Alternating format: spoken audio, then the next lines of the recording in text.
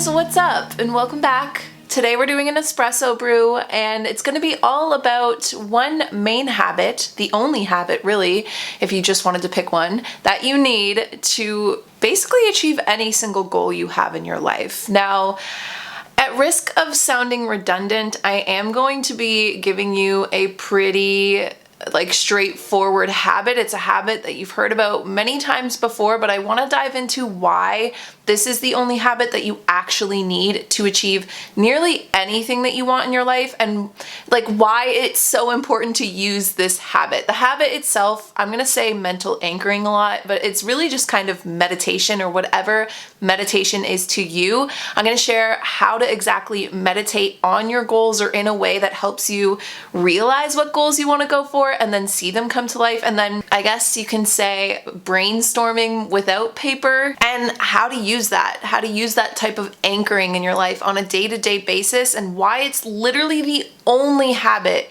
that you need to ingrain, the only thing that you want to solidify in your day-to-day routine if you're looking to achieve any kind of goal or make any kind of leadway in your life. I'm sipping a peppermint tea today, and it's hella hot, so I'm a little afraid to take a sip right now.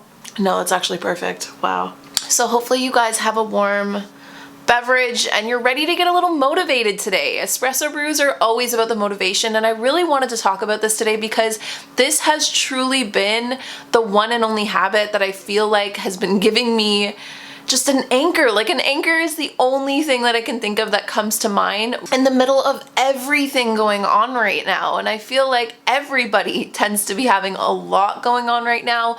There's a lot going on in the world still, and coming back to yourself in this way, creating a habit out of just observing where your brain is at, and then also using the power of having conscious thought and tuning into your conscious thought to really, well, like I said, one, become aware of yourself, but then two, to empower yourself by becoming aware of your conscious thought and your unconscious thoughts and behaviors and actions and decisions, and to seed or plant what you want to see happen. And it's really hard when you start working with the unconscious. It runs on autopilot, but when we use our conscious ability, our ability to tune into what we can see, what we can control, and we do this habitually on a day-to-day basis, we're able to start rewiring a lot of our subconscious behaviors, rewiring a lot of our subconscious beliefs about the world, about ourselves, about the goals that we're trying to set out and achieve, about the things that we deserve or don't deserve in life, which is ultimately going to change your life. And on top of all of that, if there's anything else I've learned in 2020 that has been another really beneficial seedling, I guess you might say, for my mind, it's simplicity. It's the beauty of simplicity. And I feel like I, in my earlier 20s, spent so much time and energy trying to jam pack just this perfect routine on a day-to-day in order to achieve my goals. And one of those habits, one of the things that I was always doing was meditating, but there were so many times that meditating became something to just check off the list amongst all of the other things I was trying to do in order to gain what I would have considered success to be at that time. And realistically, if I had just hacked away at all the non-essentials and really focused in on the meditating, I wouldn't say I wonder where I could be today, because I feel like everything that played out exactly as it should, but it makes me wonder if I would have been able to not fall off course as often as I did, or not get so overwhelmed, or not get so swept up when things got difficult, or whenever I was feeling emotional, so on and so forth. The simplicity of this one habit, the simplicity of this one thing to do, it really does hack away at a lot of the noise out there on, do this, do that, read this book, do this, and you can do all of those things. But when it boils down to it, when you're feeling a little overcharged or overwhelmed by the amount of things you could do in order to gain success, just come back to this one thing. When we take the time to just be still, to mentally anchor, to meditate, to connect to your breath. There's so many ways you can do it, but doing so and creating an ability to still and quiet your mind is not only going to strengthen your focus, strengthen your commitment to whatever it is that you are wanting to create or manifest in your life, or whatever goal you're going for, or any hobby you're trying to sharpen. Taking the time every day to quiet and to be still and to reconnect with those things, it's also going to strengthen your intent. It's going to help you see and move roadblocks out of the way before they happen, and for you to just see opportunity that you might not normally see on the day-to-day. I'm always well aware of the fact that whenever I'm sitting down and having a tea or a coffee with you guys, that I'm speaking to a vast majority of many different people going through many different things in many different phases of life. But realistically, as usual, I am not a professional. I am not a guru in any sense outside of my own personal experiences. I'm sure you guys are probably getting so sick of hearing me say it, but I need to disclaim it just because I know not everybody is going to relate with the stories that I infuse in these coffee talks. This isn't even really a story, this is more just like a general personal fact about my life, but I find wintertime to be one of the most coming home to thyself, but also hibernating seasons. And because it's such a hibernating season, and then you throw on top everything going on in the world, isolating, you know, the pandemic is still going on, but I also am taking extra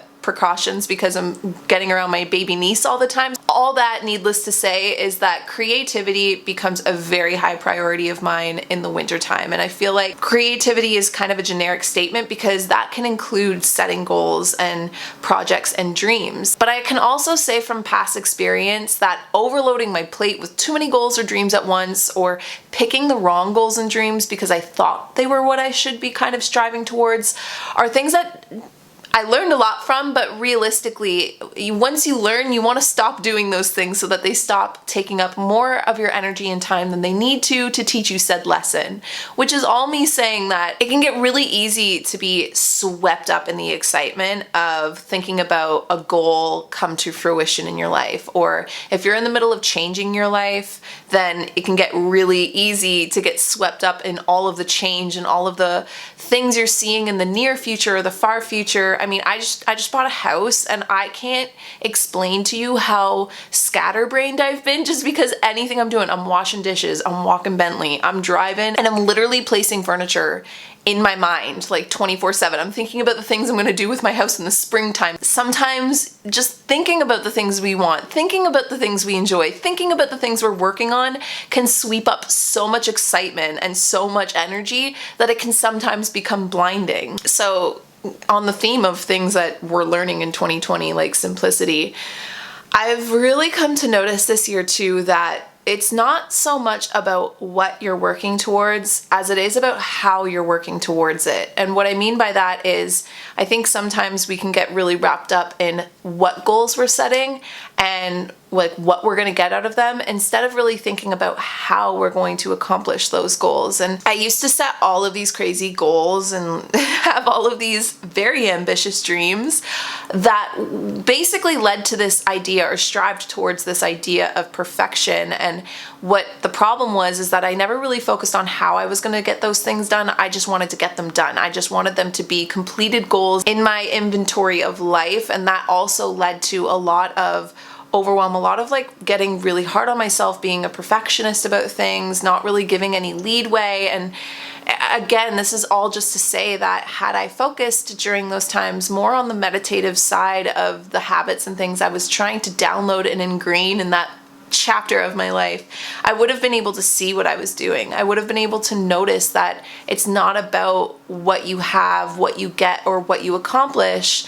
I think the real gold in any goal is what you're learning within the process of achieving the goal, within the pushback, within the restraint you get, within the, the muscle you have to use to really put in time when you're not feeling motivated, really put in energy when it doesn't feel like it's there. So whether you have one big goal for the winter or you want to choose a couple medium to small sized goals, it doesn't matter so much whatever these goals are and what they're going to bring into your life as much as it matters what you're learning within the process of achieving those goals. And the reason why I think this is important is because when you take the time on a day-to-day to sit in stillness and meditate on the things that you're working on, you're going to notice or start downloading what the challenges of those goals are really giving you. And when things are especially brushing up against you and getting really hard and really difficult, and maybe it's taking longer than you thought or you had a setback or whatever, taking the time to meditate will help you from falling off of your goals and letting go or giving up or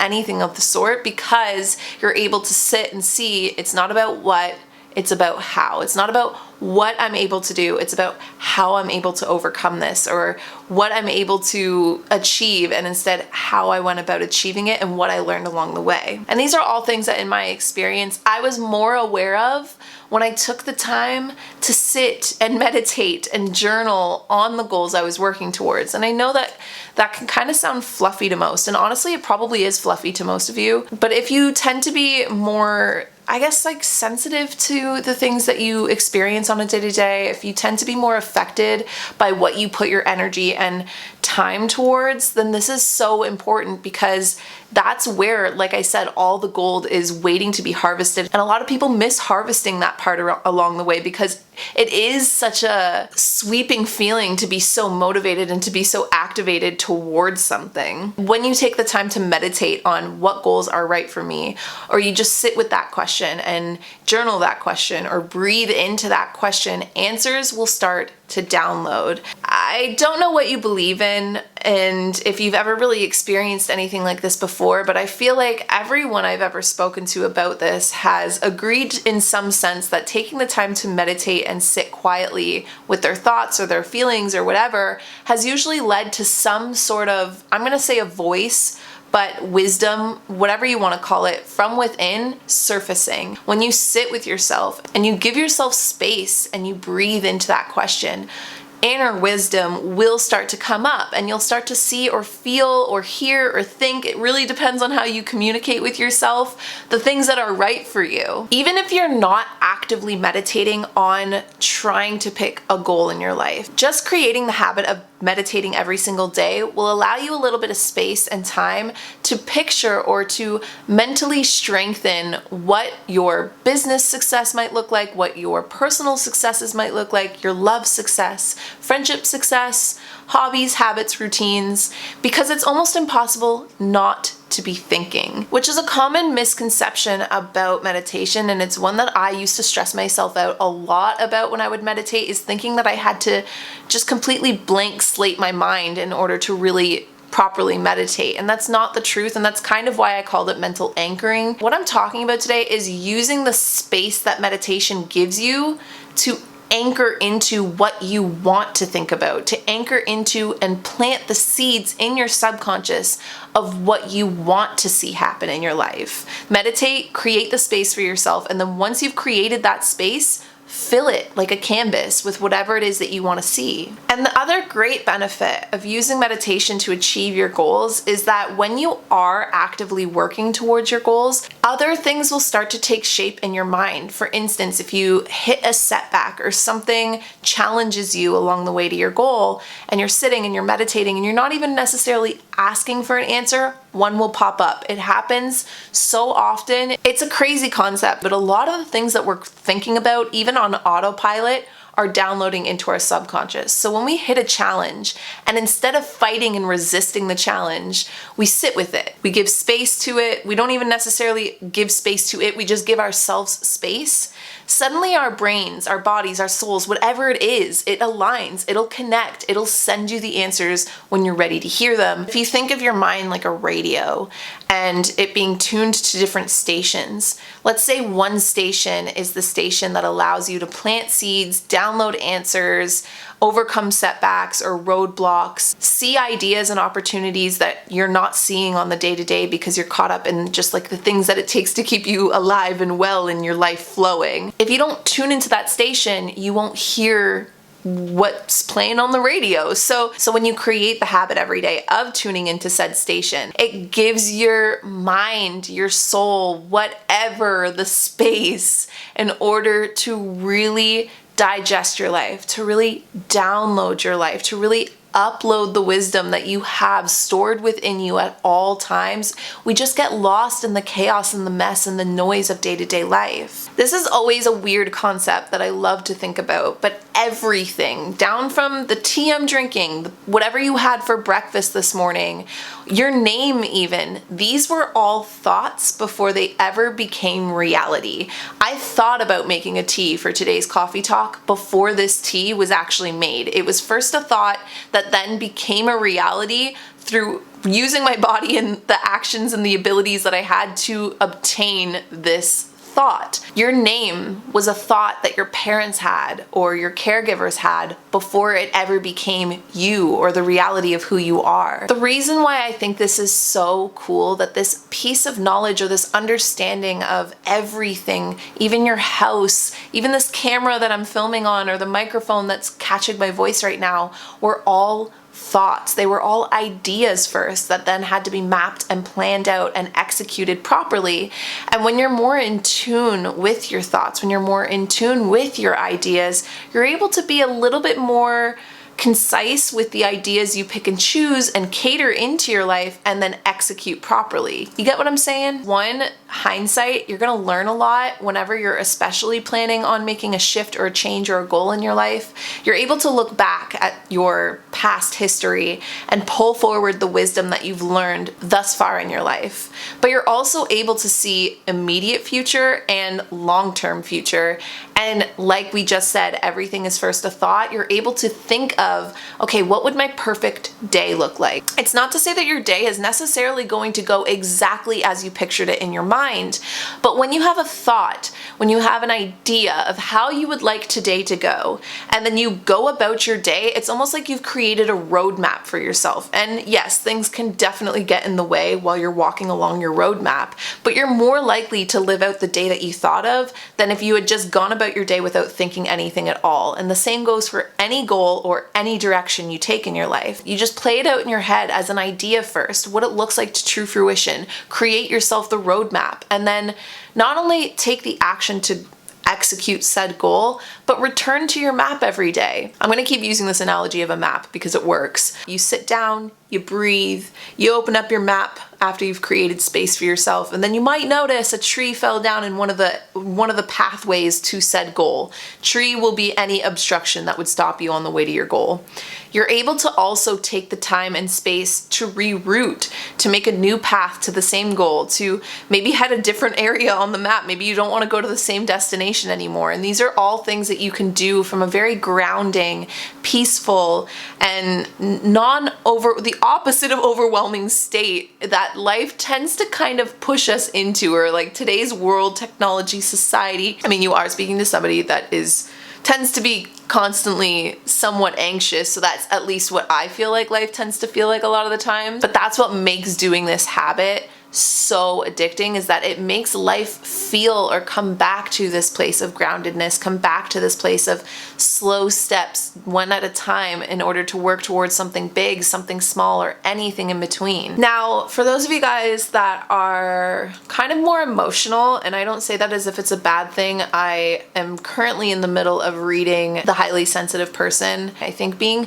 highly sensitive is a superpower. This book is changing my entire view on what it means to be sensitive, and that it's not a bad thing. But as someone I'm very emotional. My emotions are a great thing, that I get a lot of inspiration and a lot of ideas and I get a lot of like passion and motivation and all of that. All the good emotions I absorb a lot from, all the hard emotions I learn a lot from. But being an emotional person can also be a little unanchoring at times, because it can sometimes feel like if you're not checking your emotions, that they're running you, that they're controlling you, that whatever you're feeling is at the driver's seat and you're just along for the ride, which is also why it's so important to build this habit of, and again, I know I'm saying meditate, but it doesn't even have to be meditation. It can just be 5 minutes of stillness every day, 5 minutes of listening to music with your eyes closed, laying down on the floor. Anything that's just giving you time to just be still and with yourself and in your mind and tuning your thoughts. And if you're an emotional person, doing that every day allows you to energetically untangle yourself from a lot of the emotions that are in the driver's seat. It's not getting rid of those emotions, because like I said, emotions are information and they are so valuable. You can gain so much creativity or learn so much knowledge, so much wisdom from the emotions you're feeling. It's not about numbing them out. It's just about not letting them take the driver's seat, not letting them take control. And meditating allows you to witness them, see what they're trying to tell you, and then shift the control and empower yourself to use your emotions rather than allow them to kind of use you. So I'm going to get into my meditation practice or routine that, in case you guys want to know kind of a more step-to-step how to do it, how to use meditation or mental anchoring to bring forth a goal in your life. But first, I'm going to leave you guys with some of the sponsors that brought you guys today's episode.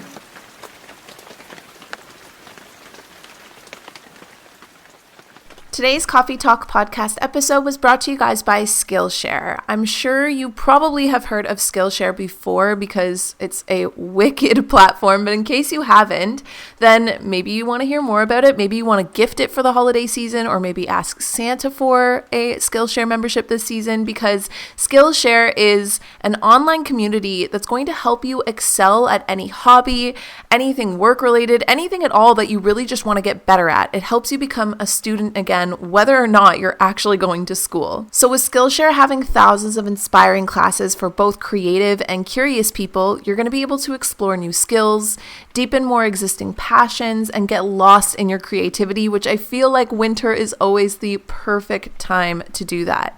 Now, there are so many classes on Skillshare. There's such a wide range. I've talked about a few of the ones that I've done before, from writing Catcher and going into like how to make a character arc and so many things. I've done like how to do iPhone photography, all of that. But one class or like set of classes that I'm really loving right now and getting so nerdy about, it's a full class schedule called Plants at Home, How to Uplift Your Spirit and Your Space, and it's taught by Christopher Griffin.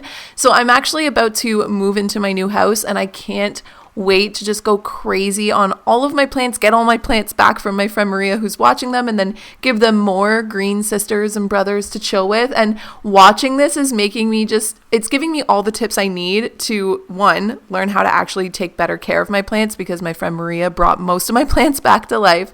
But two, it's making me so excited to stylize my place and really create an energy or an atmosphere in my new house. And it's all just from these classes that I get to pick and choose whenever I want to listen to them or whenever I want to go through them in my own convenience. But if plants aren't your thing, there's so many different classes on there. Like I said, how to take iPhone photography at home, how to, if you want to be an online creator, how to create your voice online, so many different classes. And if you're not sure what you want to learn right now, you can even go in and go to their best of topics lists or any class on Skillshare that's an original or a staff pick. So whether you want to give this gift as a one-of-a-kind thing for somebody else, or maybe you want to get Skillshare for yourself to get into a very creative space this winter, then all the Coffee Talk listeners can go to Skillshare.com/talk and you can actually get a free trial of their premium membership. After that, Skillshare is actually incredibly affordable with an annual subscription of less than $10 a month, and that gives you unlimited access to all of the classes online. But again, if you want to hone in on your creativity and give it a try with a free trial of the premium membership, just go to Skillshare.com/TALK. What if I told you that there was a mug that was literally designed for all of us coffee connoisseurs?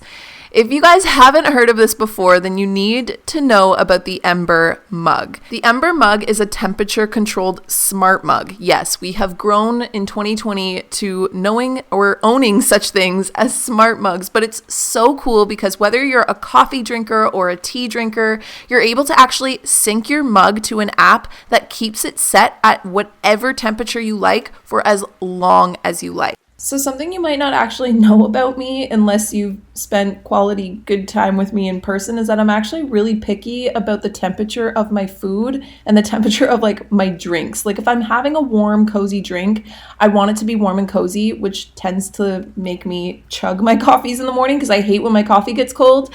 And when I'm eating food, it's the same thing. It's like I want to eat my food when it's at that perfect temperature. And that's why I love this mug, because I'm able to slowly enjoy my coffee as I'm doing my emails or while I'm reading in the morning without that like background weird anxiety that I tend to have that, oh my gosh, my coffee's getting cold. I need to drink it fast.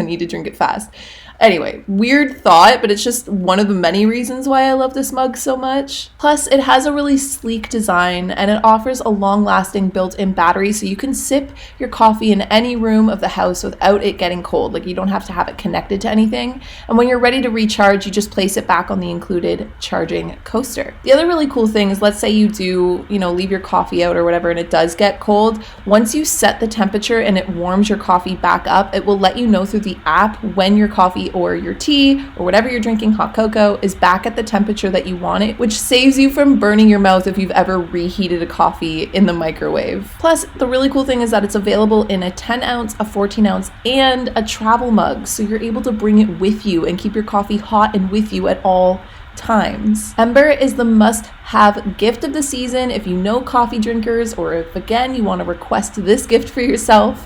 You can actually use my code Kalyn, Kalyn, for 10% off at ember.com, and you can order early for holiday delivery.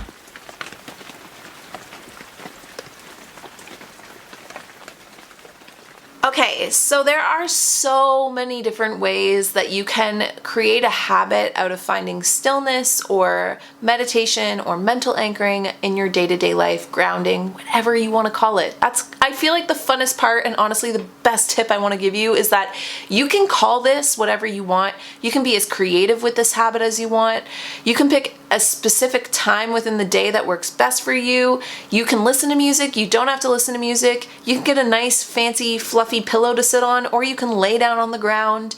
Do it in a way that's going to best benefit you. And if you don't know, then by all means, take the framework I'm about to give you, and then as you're practicing on a day-to-day basis, notice what, let's say you're laying down, you're like, I feel like I'm getting a little too tired, then just cater it a little bit. Tomorrow, sit up. First and foremost, pick a time, and pick a time that you can commit to every single day. And this isn't just what time you're going to do it, but how long you're going to do it. And I suggest, if you don't want to overwhelm yourself, if you don't currently have a meditation practice, to start small. Literally start with 5 minutes a day, because I'm telling you, it's going to feel uncomfortable at first, and doing it for such a short amount of time will allow you to still commit until it starts to get more comfortable and you're able to go for longer periods. Even though I meditate at the same time every single day, I also use this step-by-step, like what I'm going to explain to you, anytime I feel myself being super scatterbrained or overwhelmed or all over the place, which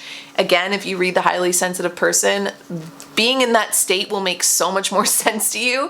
But it's really just like when life starts to just get too chaotic and too sensory overload, it's like I just follow these steps. I take 5 minutes to just go sit down and re-anchor and re-ground myself before returning back to life. So you can do this at any time, but in terms of creating a habit with it, you're gonna want to pick the same time every single day, at least for the first few weeks, until it becomes a part of your day-to-day life. Now, just as important as picking a time, I believe, is picking a place.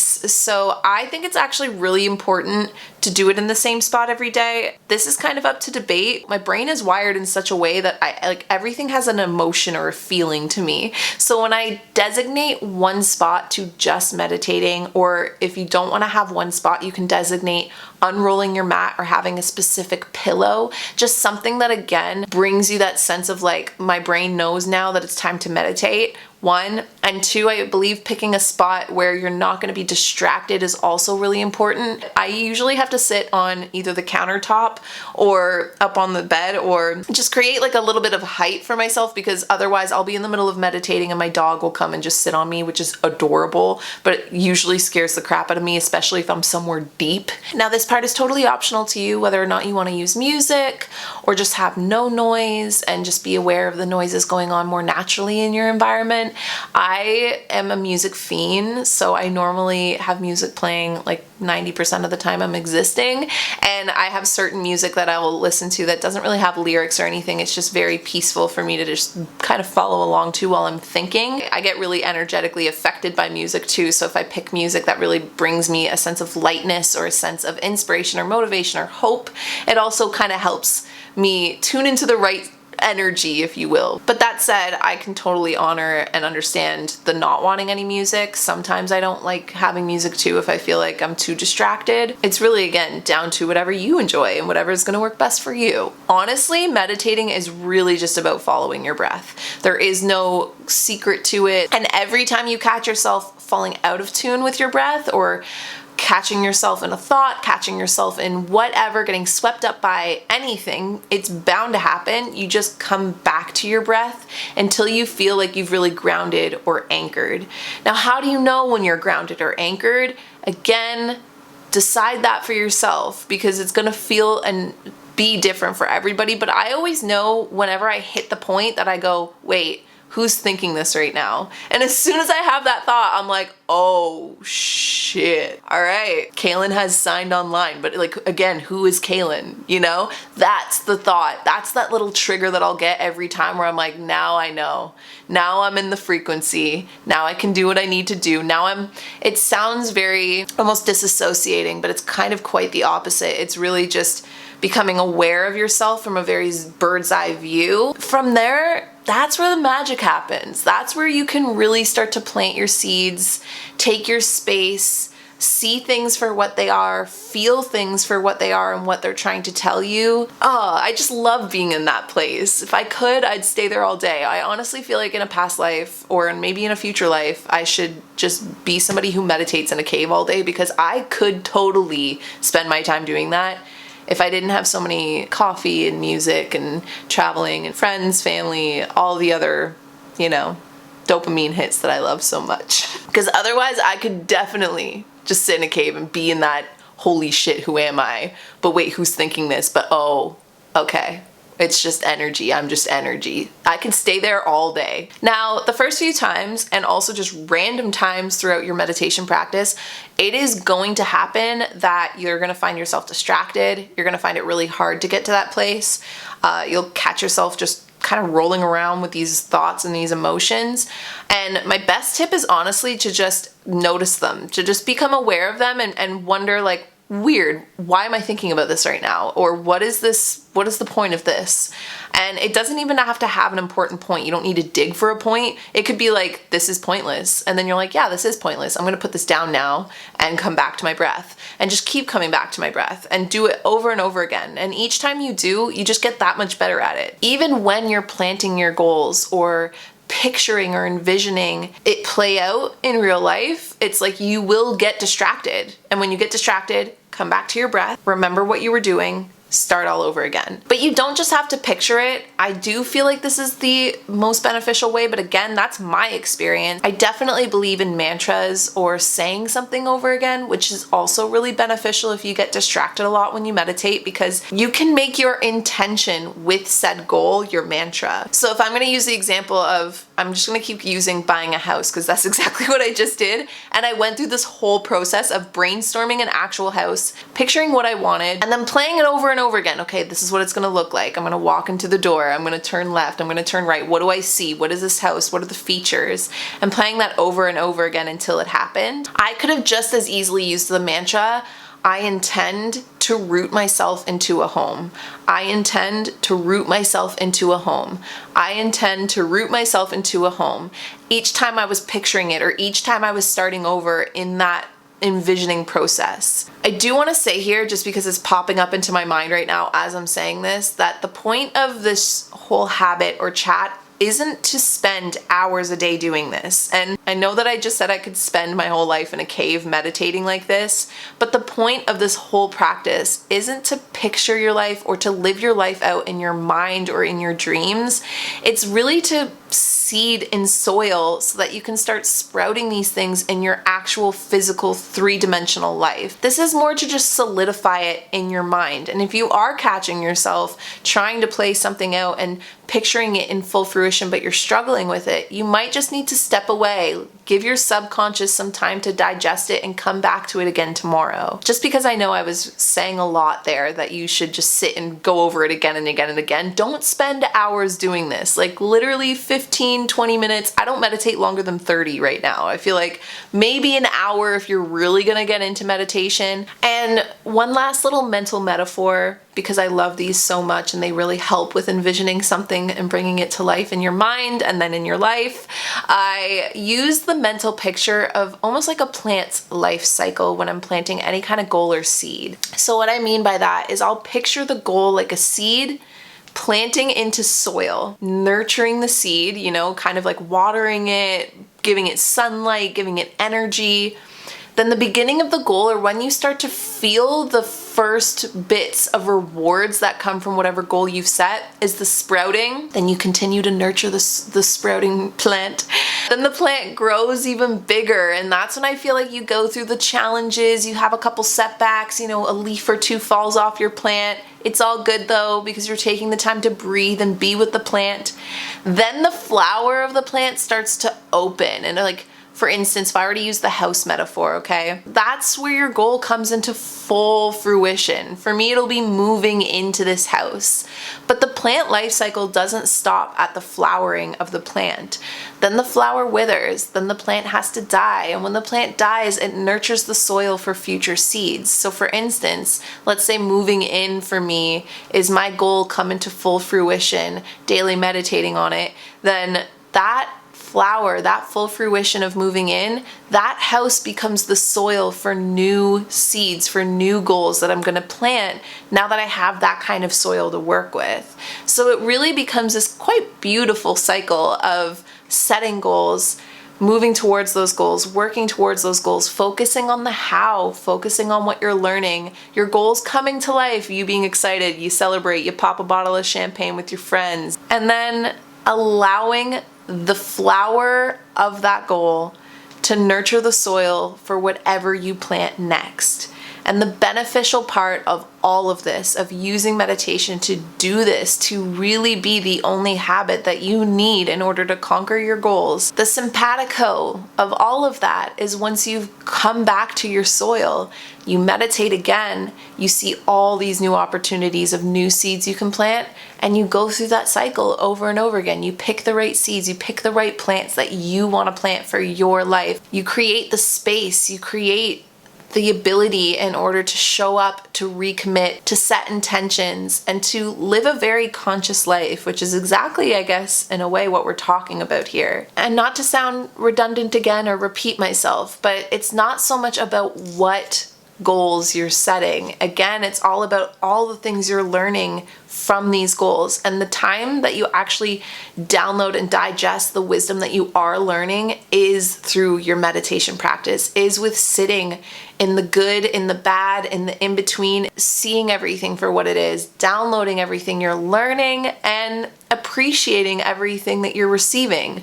We live in a very abundant time, guys, and I'm not going to go on a preachy ramble right now, even though I feel an urge to, but we truly do. And you look back on pretty much like the 1800s or any past time, and even our parents' eras, they did not have the abundance that we have. There is so much information out there. There is so much opportunity out there.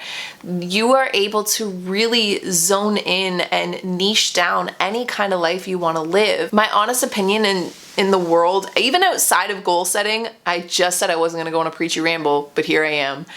We almost have too much abundance. And when you have too much abundance, things can seem overwhelming, like you're trying to tackle or do too many things at once. And it's taking the time to really tune your mind in order to be able to zone in on what is actually going to be beneficial for you. But I'm telling you, we live in a time of abundance. And because of that abundance and opportunity around you, if you are able to focus, then you can really create anything you want in your life. And I know that even saying that is cliche, and people will be like, you can't just like create any life you want. But in realistic terms, I really truly think you can make a huge impact on your life by doing these practices, by taking the time to just sit and be conscious every day of the things that you're doing, of the thoughts that you're having, and then the actions and decisions you make on those thoughts. So there you go. That's my espresso motivational chat for the day. And really, it's the practice that has not only gone from brainstormed home into I'm literally moving into my, I want to say dream home, because it really kind of is a crazy dream home. In like 2 weeks, I'm able to sit here today and give you like a personal endorsement that when things really hit the fan with me and my mental health back in October, and I mean like really, really hit the fan, and I was in a really weird place, but it felt almost like what I was talking about earlier with the reincarnation of like, you know, the energy of the flower needs to die and wither in order to give you new soil, in order to bring forth something new in your life and create space for something new in your life. I was in the withering parts in October, and things were feeling dark. And I just started meditating every day. And to be honest, the first few, like I was gonna say days, but it was probably the first 2 weeks that I was doing this, I was crying a lot. I think it was kind of like a post feeling of letting go of Toronto, if I'm being honest with you guys, and fully actually accepting like, wow, I really did leave. Like I don't live in Toronto anymore. That chapter of my life is over. And I sobbed it out of my soul and system and learned all the things from Toronto that I needed to learn. I sat there and was like, what could life look like now though? I have this wide open empty canvas. And first I started with, girl, I need to get hella rooted because I'm feeling super unanchored right now, jumping from Airbnb to Airbnb. Dreamed up my house, wrote it all down onto paper, and within 2 weeks I had gone and done the showing, gone and done the house inspection, and put in an offer. That was just within the first few weeks, and now I'm moving into this house. But I've been meditating every day like this for a while now, and it's changed not only that direction or path in my life, but it's even gone down to what Christmas gifts I'm getting for people this year, some ideas of things that I'm working on with Koze in the new year, and these are all things that came to me through my meditation practice and things that I've been sharpening or putting into action in my life since then. Anyway, that was just why I wanted to talk about this today, because it has been such a blessing lately and a very healing practice. And as much as I love my yoga, my walking, my working out, I've been dancing lately. I've been doing dance class lessons, which is a fun little update, specifically burlesque, which has been hella fun. But all of that is so fun. But if there are days I can't get to it, it's okay. The simplicity of just knowing the only thing I focus on is my meditation every day is healing. It's very healing. It's very grounding. And hopefully if you take this and implement it and hack away at the non-essentials and just focus in on your meditation practice, if you're feeling a little all over the place, unkiltered, unanchored, it'll help you too. At least that's my hope. There you guys have it. That was my long chat today about mental anchoring. That's what I've been calling it lately, just because it really does feel like I'm drifting around in all these seas. And when I take the time, I'm like anchored right where I want to be, you know? And outside of that, I love you guys all the way to Proxima being back. And I'll talk to all of you guys in the next coffee talk. Bye guys.